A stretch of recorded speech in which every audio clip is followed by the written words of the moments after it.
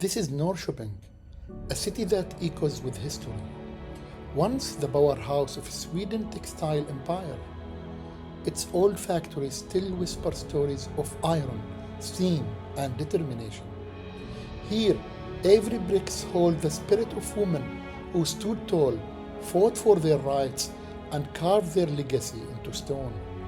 Welcome to Norrköping, the city of strength, art, and the untold stories.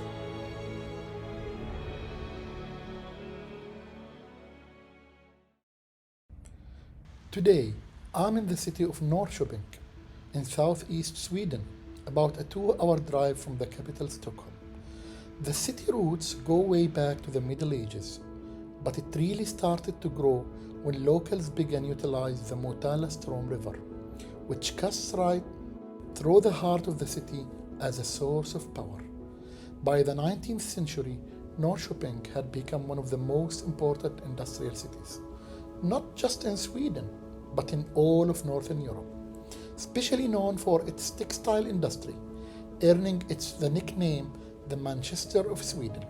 Today, the city and its surrounding areas are home to around 140,000 people. Right next to the train station, there is the Cactus Garden. Every summer, they plant around 25,000 cactus plants, each year arranged in a brand and different new theme or artistic design. It's a tradition that started back in 1926, and this is still going till today. Just outside the city, if you drive a bit into the countryside, you will find Löfstad Castle, a 17th century mansion that still stands exactly as it was left when its last resident, Countess Emilie Pepper, passed away in 1926. It's like stepping back in time, every room, every detail frozen in history. And now guys, let me take you to the core of the city, where history was made. Let me take you to the industrial city or industrial district in Norrköping. The moment you step into the old town, or what they call the industrial city, you feel something different, almost haunting you. Once, thousands of workers filled these streets, thousands of stories, factories, and dreams came alive here. The great Motala River still flows through, but now it stands as a silent witness to a time that's long gone. The river remains, but the people who built this place, they have faded into history.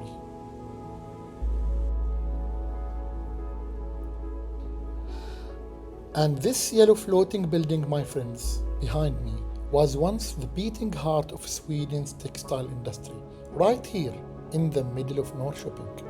It was built in 1917 and remained a textile production center until the end of the 20th century. The building behind me is called Strykjärnet, which literally means the iron, because of its sharp triangular shape, just like a flat iron. Today, instead of letting it fall into decay, they turn it into a museum, preserving the memory of the Manchester of Sweden and the golden era of textile production.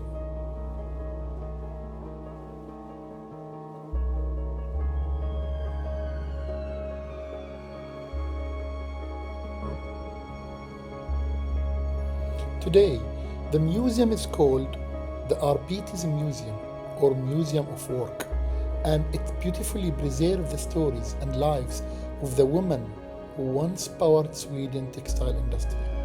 Back then, this industry relied heavily on female workers, and the museum honors them, showcasing their names, photographs, and even recorded interviews to make sure their legacy, their strength, and their voices are never forgotten.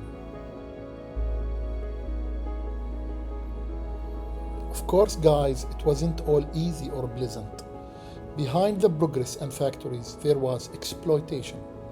The working class women faced harsh, unfair conditions under the aristocrats and industrial owners, which eventually sparked a labor movement, a fight to stand up, to demand dignity, and to improve their working lives.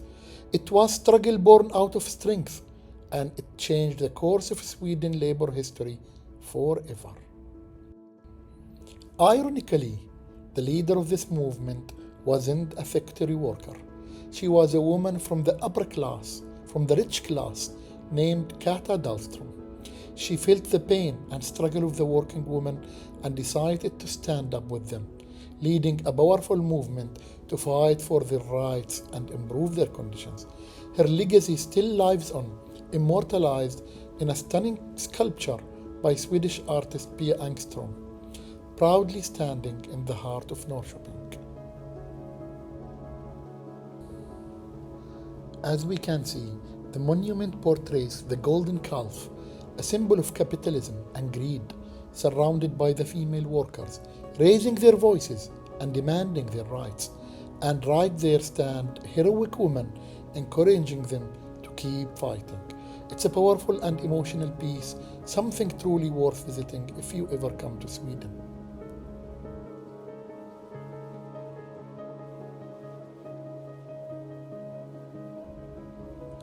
Like most of Swedish cities, Norrköping is a peaceful, clean, and beautifully maintained by the municipality.